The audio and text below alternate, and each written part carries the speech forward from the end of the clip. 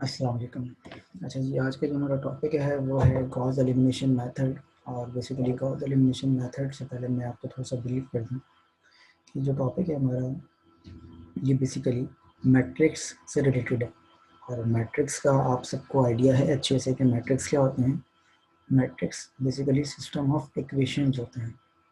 तो different equations होती हैं, उनको अगर हम सिस्टम में लिख दें तो वो मैट्रिक्स बन जाता है। जैसे कि मैं आपको एग्जाम्पल दिखाऊँ,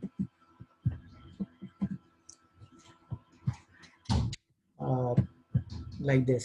ये जो ऊपर लिखा हुआ ये सिस्टम ऑफ इक्वेशन है, ये जो नीचे लिखा हुआ है ये सिस्टम ऑफ इक्वेशन है। सिस्टम ऑफ इक्वेशन का मतलब ये होता है कि इसमें जितने भी वेरिएबल्स होते हैं वो आपस में लिंक करते हैं। फर्ज करें ये एक मैट्रिक्स है, ये इक्वेशन क्या है, 3 by 3 का मैट्रिक्स है। 3 by 3 का मैट्रिक्स का मतलब ये होता है कि इसमें 3 अननोन है, एक्स वाई और जेड, और इनका आपस में लिंक है। इनका आपस में लिंक है तो ये इसमें x जिस हिसाब से चेंज होगा, इसमें जो x होगा उसमें वही x होगा, इसमें भी वही x होगा। मतलब x की वैल्यू सेम होगी, y की वैल्यू सेम होगी और z की वैल्यू सेम होगी। ये जो लिखा हुआ है इसे इग्नोर करिए, मैं सिर्फ आपको मैट्रिक्स का थोड़ा सा इंट्रोडक्शन याद करवा रहा हूँ। ये सिस्टम ऑफ इक्वेशन कहलाता है। अब सिस्टम ऑफ इक्वेशन को हम क्या करते हैं, मैट्रिक्स की फॉर्म में लिख देते हैं। अगर इसको मैट्रिक्स की फॉर्म में हम लिखना चाहें तो यहाँ इसको कोफिशिएंट क्या है 1, यहाँ इसको कोफिशिएंट क्या है 1, यहाँ इसको कोफिशिएंट क्या है 1, -1 और 3। 1 1 1 2 1 -1 2 2 1। और ये एक मैट्रिक्स है जो इक्वल टू के राइट हैंड साइड पर लिखा हुआ है। ये 3 4 और 12 है। तो इस मैट्रिक्स को पहचानने का तरीका क्या होता है, रॉज और कॉलम। तो मैट्रिक्स का साइज़ जो है वो रॉज और कॉलम की फॉर्म में होता है। पहले हम रॉ बताते हैं, बाद में हम कॉलम बताते हैं। तो अगर हम इसको मैट्रिक्स की फॉर्म में लिखें तो सिर्फ ये लेफ्ट हैंड साइड वाला जो पार्ट है ये 3 by 3 का मैट्रिक्स है। जो राइट वाला पार्ट है वो 3 by 1 का है, 3 रॉज और एक कॉलम। 3 by 1, 3 रॉज और एक कॉलम। इसी तरीके से जो लेफ्ट साइड वाला है ये 3 by 3 का है। 3 by 3 का मतलब ये होता है कि 3 रॉज और 3 कॉलम। तो ये मैट्रिक्स का थोड़ा सा इंट्रोडक्शन था। और थोड़ा सा रिकॉल कर लेते हैं कि मैट्रिक्स में किसी भी एलिमेंट तक पहुंचने के लिए हमें इंडेक्सिंग करनी पड़ती है।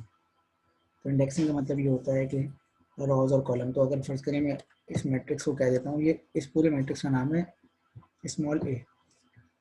फर्ज करें इस पूरे मैट्रिक्स का नाम है स्मॉल ए। मैं थोड़ा सा हाईलाइट कर दूँ, इस पूरे मैट्रिक्स का नाम है स्मॉल ए। तो ये जो लोकेशन होगी, ये जो पोजीशन है, ये पोजीशन कहलाएगी A11। A11 का मतलब क्या है कि फर्स्ट रो फर्स्ट कॉलम। तो A11 की वैल्यू इस वक्त क्या है 1 है, क्योंकि यहाँ पर इसका कोफिशिएंट क्या है 1 है। A11 first row first column. इसी तरीके से first row second column A12। तो 12 की वैल्यू क्या है इस वक्त 1। A13 की वैल्यू क्या है इस वक्त -1। अगर माइनस लगा तो उसको कंसिडर करना पड़ता है। इसी तरीके से A21 की वैल्यू 2 है, A22 की वैल्यू 1 है, A23 की वैल्यू -1 है, A312, A322 और A33 जो है, A33 जो है वो क्या है 1। तो ये इंडेक्सिंग हम पोजीशन के हिसाब से भी कर सकते हैं। अब हम आते हैं वापस, लेकिन सिस्टम ऑफ इक्वेशन है तो बेसिकली हमारा टारगेट यही होगा कि हम जिस तरीके से पहले के लेक्चर में क्या कर रहे थे, रूट फाइंड आउट करने की कोशिश कर रहे थे, यहाँ पर भी हम सिस्टम ऑफ इक्वेशन में एक्स वाई और जितने भी हमारे अननोन है। अगर हमारा मैट्रिक्स 2 by 2 का है, हमारा मैट्रिक्स 2 रॉस का है तो इसका मतलब 2 अननोन है।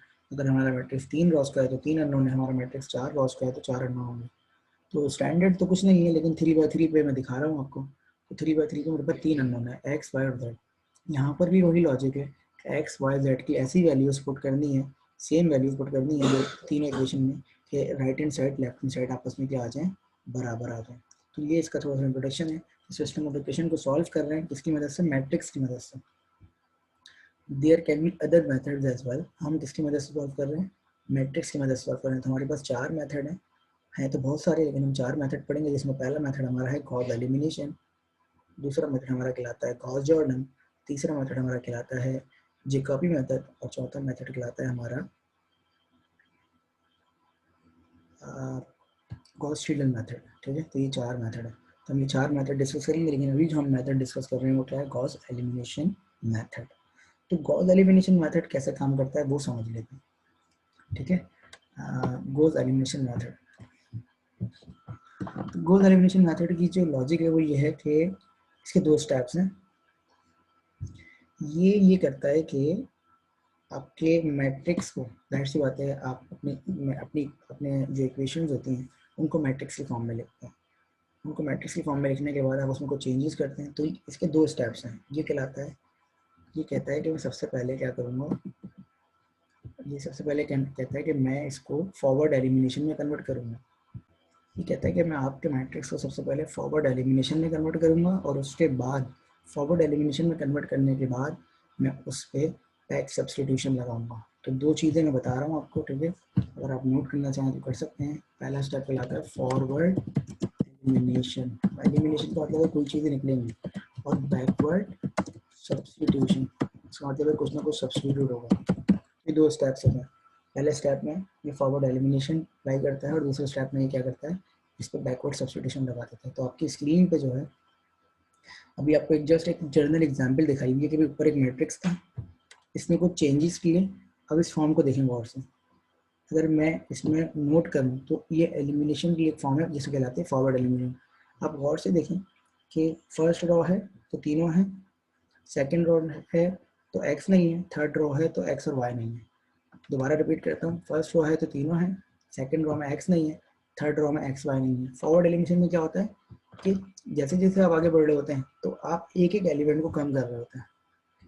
कैसे कर रहे होते हैं वो तो हम बाद में पढ़ेंगे, लेकिन फॉरवर्ड एलिमिनेशन की फॉर्म क्या है कि जैसे जैसे आप मैट्रिक्स में आगे बढ़ते हैं, तो मैट्रिक्स में आगे बढ़ने के बाद आप क्या करते हैं, फॉरवर्ड एलिमिनेशन में अपने वेरिएबल्स को कम कर रहे होते हैं। मतलब फर्स्ट इक्वेशन में अगर 4 अननोन है, इस एग्जाम्पल की बात नहीं कर रहा, दूसरी एग्जाम्पल की बात कर रहा हूँ कि फर्स्ट इक्वेशन में अगर 4 अननोन है तो सेकंड इक्वेशन में 3 होने चाहिए, थर्ड में 2 होने चाहिए, और फोर्थ में 1 होना चाहिए।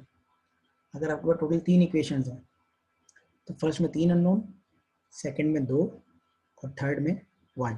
अगर आपके पास 7 अननोन है तो ग्रेजुअली इसी तरीके से आप कम करते रहेंगे कि फर्स्ट इक्वेशन में 7 अननोन रहेंगे, सेकंड में 6, 5, 4, 3, 2, 1। तो ये फॉरवर्ड एलिमिनेशन की फॉर्म कहलाती है।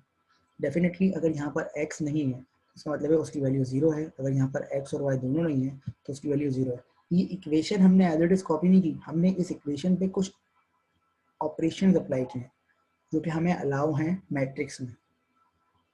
मैट्रिक्स में जो जो ऑपरेशन अलाउ हैं हम उसको डिस्कस करते हैं, ठीक है। हमें मैट्रिक्स को जो जो ऑपरेशन अलाउ हैं, उन ऑपरेशन की मदद से हमने इस सिस्टम को इस तरह से चेंज किया कि ये फॉर्म बन गई। और हमें इन वैल्यूज से कंसर्न नहीं है कि वैल्यू क्या आती है, हमें कंसर्न किस चीज़ से कि सेकंड में एक्स नहीं होना चाहिए, थर्ड में एक्स और वाई नहीं होना चाहिए। आई बिलीव कि ये पॉइंट आपकी समझ में आ गया होगा, ठीक है। अच्छा, फॉरवर्ड एलिमिनेशन अगर आपकी समझ में आ गया है तो अब हम बात करते हैं बैकवर्ड सब्स्टिट्यूशन की। फिर हम फॉरवर्ड एलिमिनेशन की प्रॉपर एग्जांपल देखेंगे। पहले हम दोनों स्टेप समझ लेते हैं कि फॉरवर्ड एलिमिनेशन के बाद बैकवर्ड सब्स्टिट्यूशन कैसे काम करता है। अगर आपने फॉरवर्ड एलिमिनेशन बना लिया है तो उसकी निशानी क्या है मैं आपको बता चुका हूँ। और अगर हम इसको बात करें तो अपर ट्रायंगुलर आपका रह जाता है और लोअर ट्रायंगुलर आपका 0 हो जाता है। ये देखिए अपर ट्रायंगुलर है, ये पूरा अपर ट्रायंगुलर है, लोअर ट्रायंगुलर क्या हो जाता है, 0 हो जाता है। और एक और निशानी क्या है कि डायगोनल एलिमेंट के नीचे वाले जो है वो 0 हो जाते हैं। तो डायगोनल एलिमेंट कौन से कहलाते हैं, A11, A22, A33, अगर फोर्थ होता है तो A44, A55 and so on. अब आ जाते हैं हम बैकवर्ड सब्स्टिट्यूशन पर। तो बैकवर्ड सब्स्टिट्यूशन क्या कहती है कि अगर फॉरवर्ड एलिमिनेशन हो गया है, तो बैकवर्ड नाम से पता चल रहा है, बैकवर्ड नाम से क्या पता चल रहा है कि अगर फॉरवर्ड एलिमिनेशन हो गया है तो आप ये कर सकते हैं कि आप फॉरवर्ड एलिमिनेशन की जो फॉर्म आपको मिली है उस पर बैकवर्ड सब्स्टिट्यूशन अप्लाई करके इन वेरिएबल्स की वैल्यू निकाल सकते हैं। पीछे जाते हैं, ये देखें ये 3 इक्वेशन हैं, तो बैकवर्ड का मतलब क्या है, यहाँ से जाना पड़ेगा पीछे की तरफ। अगर हम गौर से देखें तो ये जो फॉर्म हमें मिली है इसमें अगर आपसे कहूँ अब अगर आप एक्स वाई जी की वैल्यू निकालें तो आप बोलेंगे सर जेड की वैल्यू तो फ़ौरन पता चल जाएगी क्योंकि यहाँ पर तो अननोन सिर्फ एक ही है। तो आप ये 2 को इधर ले जाएंगे और जेड की वैल्यू क्या आ जाएगी, आपके पास 2 आ जाएगी। ऐसा ही है, जेड की वैल्यू आपके पास क्या आ जाएगी, 4/2। अब जब जेड की वैल्यू आ जाएगी, जब जेड की वैल्यू आ जाएगी तो हम बैकवर्ड सब्स्टिट्यूशन करके ये जेड की वैल्यू को यहाँ पुट कर देंगे। तो यहाँ पर 2 अननोन थे तो जेड पता चल गया, तो वाई की वैल्यू आ जाएगी, वाई की वैल्यू आ जाएगी, ठीक है। जेड को अगर हम यहाँ 2 पुट करें और ये 2 उधर जाके माइनस का हो जाए माइनस, तो वाई की वैल्यू जाएगी 4। जैसे ही हमें वाई की वैल्यू पता चलेगी तो वाई और जेड की वैल्यू में पता चलेगी, जेड की वैल्यू 2 है, वाई की वैल्यू क्या है 4। लेकिन वाई और जेड की वैल्यू को हम यहाँ पुट कर देंगे। तो बैकवर्ड सब्स्टिट्यूशन करके हम क्या करते हैं, पीछे के वेरिएबल्स की वैल्यू मालूम करते रहते हैं। इसके लिए मेक श्योर कि आपकी फॉर्म जो है वो फॉरवर्ड एलिमिनेशन की हो, तो इससे हम चीज़ों को सॉल्व कर सकते हैं, अदरवाइज हमें प्रॉब्लम हो जाएगी, ठीक है। तो आई बिलीव कि ये पॉइंट आपकी समझ में आ गया होगा। ये देखें यहाँ पर भी यही बताया हुआ है, from equation 3 we can calculate the value of z। ये देखिए z की वैल्यू पता चल गई, from equation 3 we can calculate the value of z, and then after knowing the value of z, we can put that value in equation 2 and we can get y, and then after getting the value of y and z, we can put those values in equation 1 for calculating the value of x. इस तरीके से हमें तीनों values पता चल जाएंगी। तो ये तो स्टेप्स हैं फॉरवर्ड एलिमिनेशन के और बैकवर्ड सब्स्टिट्यूशन के।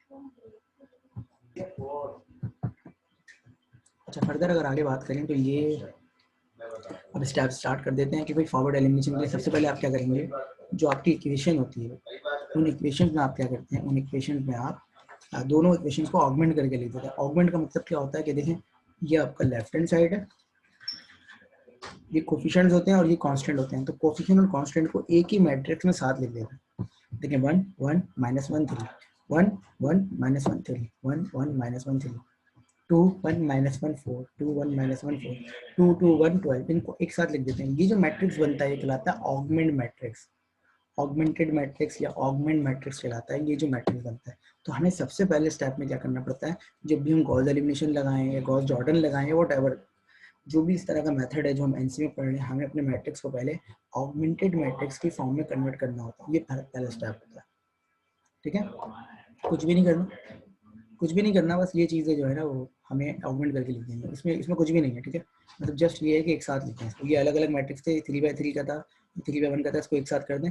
अब जो मैट्रिक्स आपका बनेगा, जितनी इक्वेशन होंगी उतनी रॉज होंगी और उसमें +1 करके कॉलम होंगे। अगर 3 रोज हैं तो 3/4 का मैट्रिक्स बनेगा, अगर 4 इक्वेशन हैं तो 4/5 का बनेगा, क्योंकि 3 है तो 3/4 का मैट्रिक्स बनेगा, ठीक है।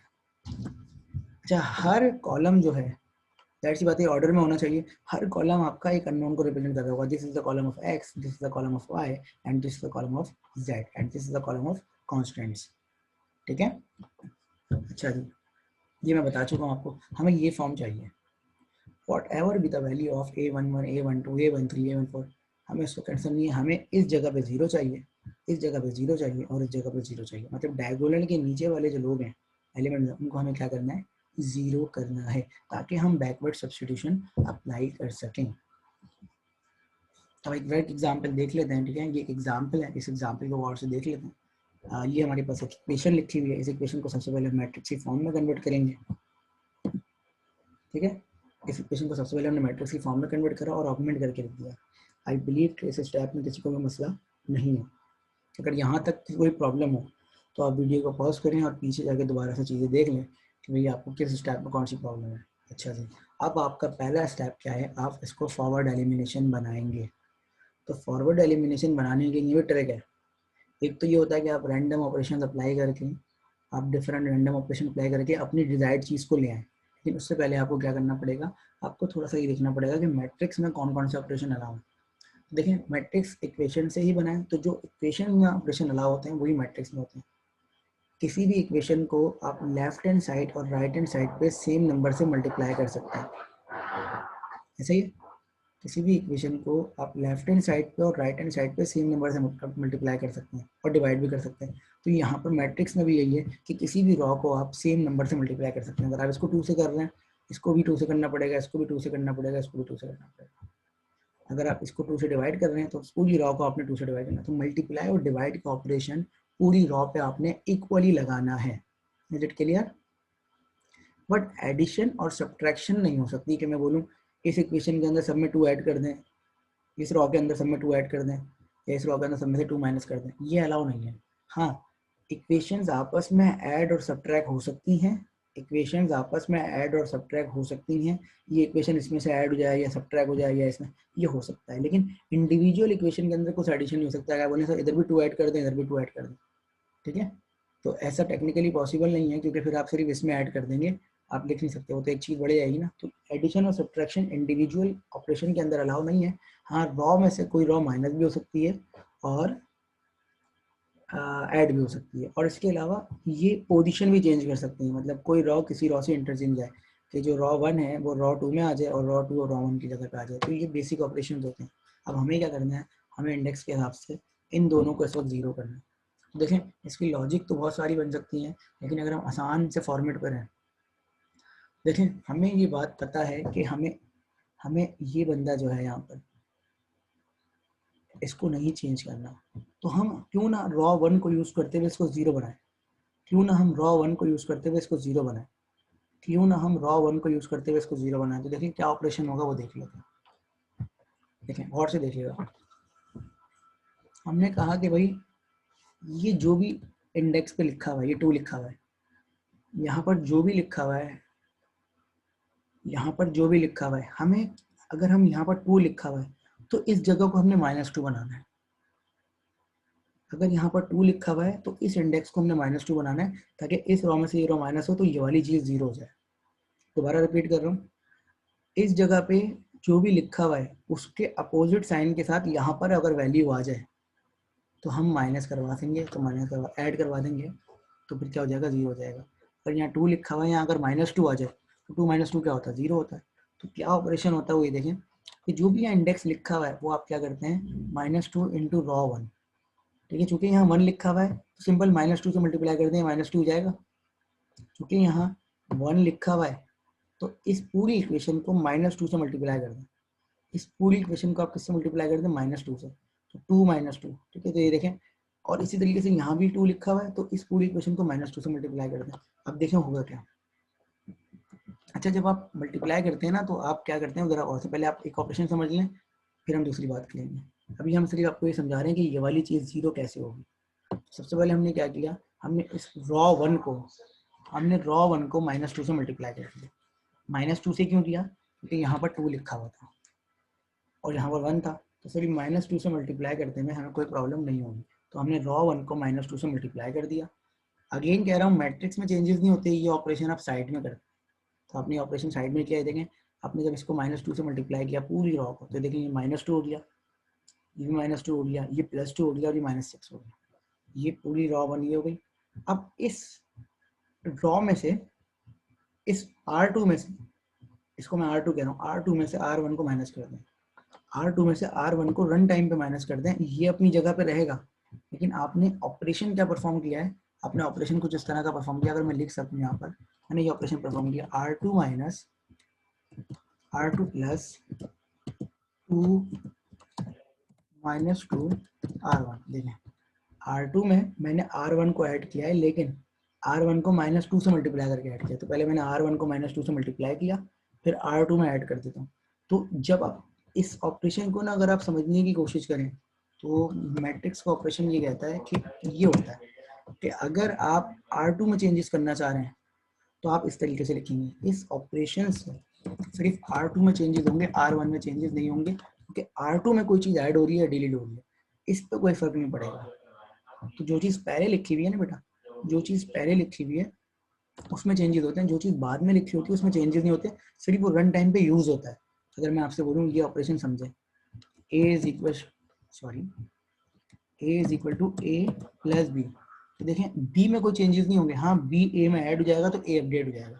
तो इसी तरीके से R1 में चेंजेस नहीं होंगे, चेंजेस इसमें होंगे R2 में। लेकिन अगर मैं ये लिख दूँ 2b तो b 2 से मल्टीप्लाई होगा और a में ऐड हो जाएगा, b अपनी जगह पे b ही रहेगा, लेकिन रन टाइम पे b की वैल्यू को 2 से मल्टीप्लाई करके हम क्या कर रहे हैं, ऐड कर रहे हैं। तो इसी तरीके से ये ऑपरेशन है। अब ये देखें, अब हमने क्या किया, -2 + 2 0 हो गया, 2 - 2 0 हो गया, 1 -2 -1 हो गया, -1 2 1 हो गया, 4 - 6 2 हो गया। जैसे ही ये चीज़ आई, इस पूरी चीज़ को उठा के हमने R2 की जगह पे लिख दिया।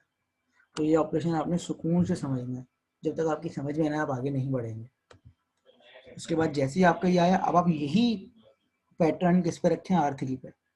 R3 में भी इत्तेफाक से 2 लिखा हुआ है, तो ये दोबारा से क्या होगा, अगर मैं यहाँ लिख सकूं तो ये चीज़ क्या होगी, देखें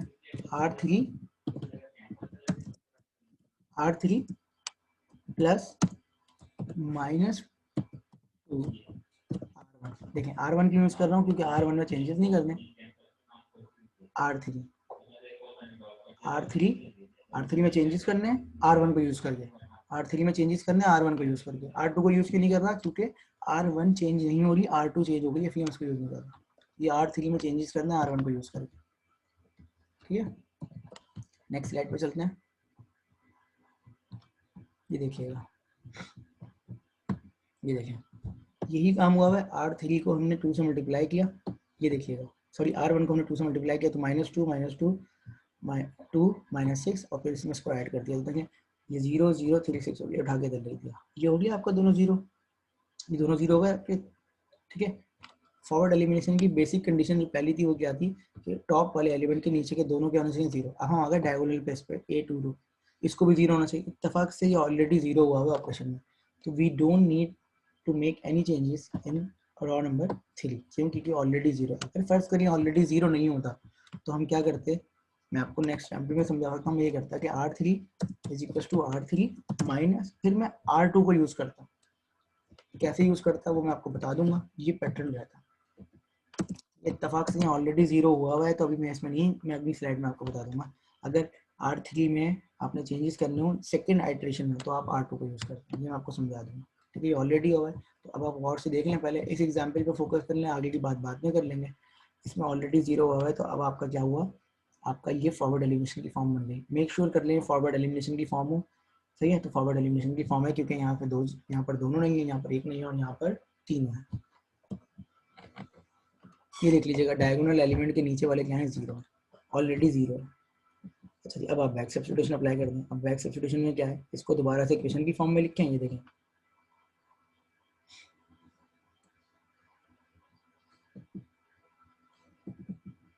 ये देखें बैक सब्स्टिट्यूशन की फॉर्म में, इक्वेशन की फॉर्म, इसको दोबारा से उठा के इक्वेशन की फॉर्म में लिखते हैं। तो ये 3z इज इक्वल टू 6 हो जाएगा क्योंकि x और y क्या है 0 जो है। तो 3z is equal to 6 minus y plus z is equal to -2 and x plus y minus z is equal to 3। ये देखिए ये तीन इक्वेशन बन गई। अब इस बैक सब्स्टिट्यूशन अप्लाई कर दें। सबसे पहले z की वैल्यू आएगी, z की वैल्यू कैलकुलेट की तो z की वैल्यू आ गई 2। ठीक है, फिर z की वैल्यू को पुट किया इसमें तो minus Y plus 2 is equal to -2, तो y की वैल्यू आ गई 4। और जब y और z की वैल्यूज आ गई तो यहाँ पर हमने इन दोनों को पुट करके x की वैल्यू निकाली। तो इससे हमारे सिस्टम ऑफ इक्वेशन ने हेल्प की कि कॉस एलिमिनेशन मेथड ने कि हमारी इक्वेशंस को सिंप्लीफाई कर दिया और एक पैटर्न बता दिया कि इस पैटर्न के जरिए आप चीज़ों को सॉल्व कर सकते हैं। ये पहली एग्जाम्पल। एक और एग्जाम्पल देख रहे हैं हम गॉस एलिमिनेशन मेथड की। सबसे पहले हमने ऑगमेंटेड मैट्रिक्स में कन्वर्ट किया।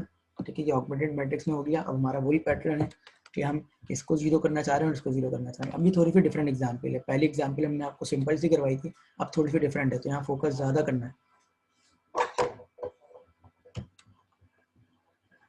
सबसे पहले अब आप क्या करेंगे, ये देखें। अब आप ना अब पहले यहाँ पर 2 था, सॉरी 1 था, तो हमने सिंपल किया था। आप सबसे पहले इस पूरी रॉ को किससे डिवाइड कर दें, 2 से डिवाइड कर दें। आपको इसको क्या बनाना है, 1। ये देखें यहाँ ऑलरेडी 1 था, यहाँ ऑलरेडी 1 था, तो आपका काम बहुत आसान हो गया था। अब चूंकि यहाँ ऑलरेडी 1 नहीं है तो आप क्या करेंगे, ये देखें। आप सबसे पहले इस पूरी रॉ को 2 से डिवाइड कर दें। अगर यहाँ 5 लिखा होता तो इस पूरी रॉ को 5 से डिवाइड कर देते।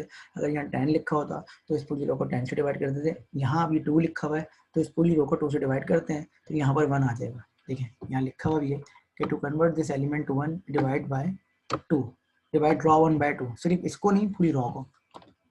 जब ये 1 हो जाएगा तो इसके लिए हमारे लिए बहुत आसानी हो जाएगी। तो हमने क्या किया, हमने इस पूरी रॉ को 2 से डिवाइड कर दिया। देख रहे हैं आप, पूरी रॉ को 2 से डिवाइड किया और अपडेट कर दिया। ये 1 हो गया, ये 0.5 हो गया, ये 0.5 हो गया, 6 हो गया, बाकी किसी में कोई चेंजेस नहीं हुआ। अब आपको पता है आपके ऑपरेशंस क्या हैं। अगर ये 2 ऑपरेशन में यहाँ डायरेक्ट लिख दूँ तो आप बोलेंगे सर ये तो बहुत आसान सी चीज़ हो। ये देखें R2 माइनस, ये देखें अब यहाँ क्या लिखा हुआ है, क्या लिखा हुआ है, क्या लिखा हुआ है, -6, मतलब 6 से तो -6 लिख रहा हूँ। यहाँ क्या लिख दूंगा, R1।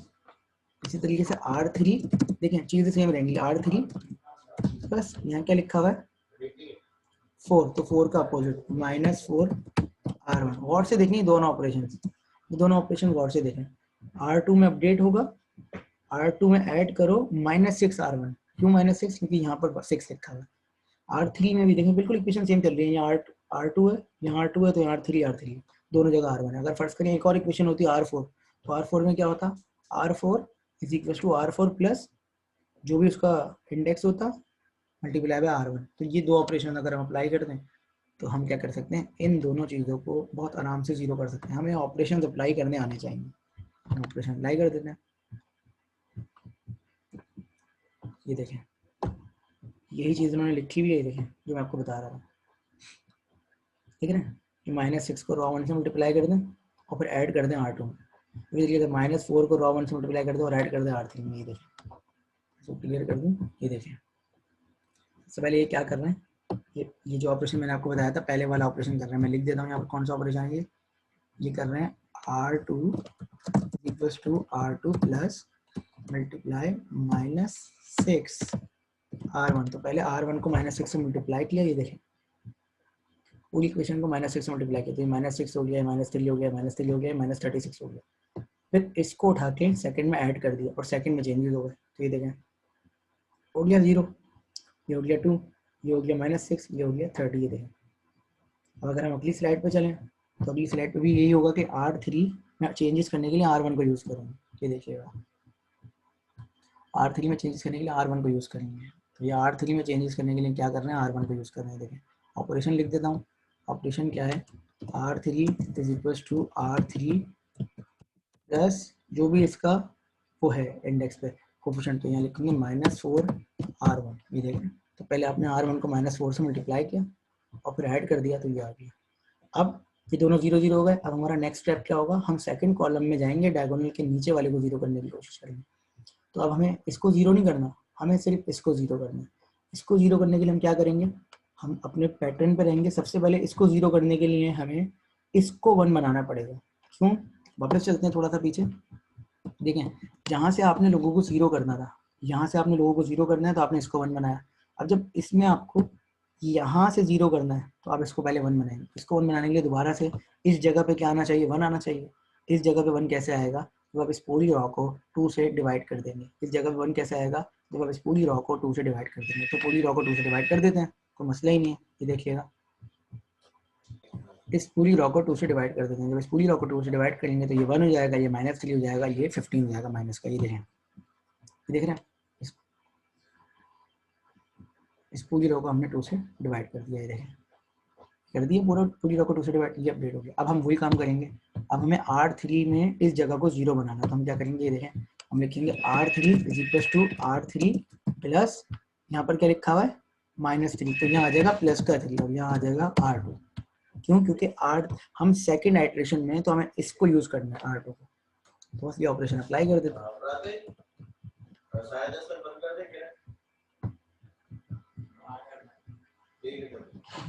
ये देखें अब आपने ऑपरेशन अप्लाई किया, आपने सबसे पहले क्या किया,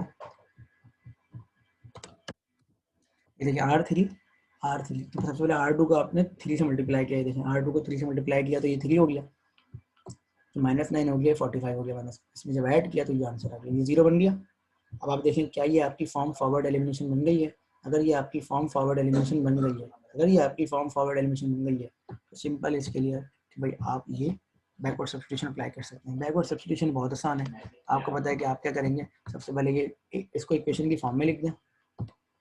ये z की 8z हो गया, -8z -64, माइनस से माइनस कैंसिल, ये IS की वैल्यू z की वैल्यू को उठा के इधर पुट करें, y और z की वैल्यू को उठा के इधर पुट करते हैं। तो ये जो मेथड है पूरा ये कहलाता है हमारा क्या, ये कहलाता है हमारा forward elimination plus backward substitution is called Gauss elimination method. अगर आपसे कहा जा रहा है गॉस एलिमिनेशन मेथड से सॉल्व करें तो आपने यही 2 स्टेप परफॉर्म करने पड़ेंगे, ठीक है। अगर आपने कहा जा रहा है कि आपने गॉस एलिमिनेशन से परफॉर्म करना है तो आप फिर ऐसे ही परफॉर्म करेंगे, ठीक है। ठीक है, तो ये एक मेथड है और इसके लिए अगर मैं आपसे कुछ एग्जाम्पल अगर आपको देने की कोशिश करूँ तो मैं दे देता हूँ आपको। ये मैं कुछ एक प्रैक्टिकल एग्जाम्पल लिख रहा हूँ, ठीक है, तो आप इसको देख लीजिएगा। 3x plus 7y minus z is equal to, पहली इक्वेशन लिख रहा हूँ -2, ठीक है। ये पहली इक्वेशन है, सिस्टम ऑफ इक्वेशन है, 3 इक्वेशन का दे रहा हूँ मैं आपको काम। इसी तरीके से x माइनस 20y प्लस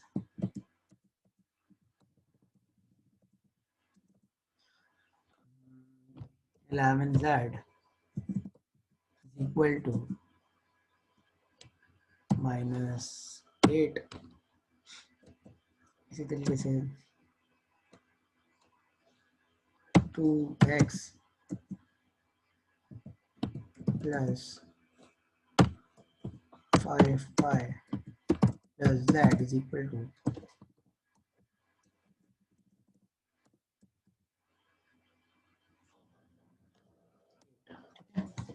ये आपकी 3 इक्वेशन हो गई और आपने क्या करना है, आपने इसको गॉस एलिमिनेशन मेथड से सॉल्व करना है।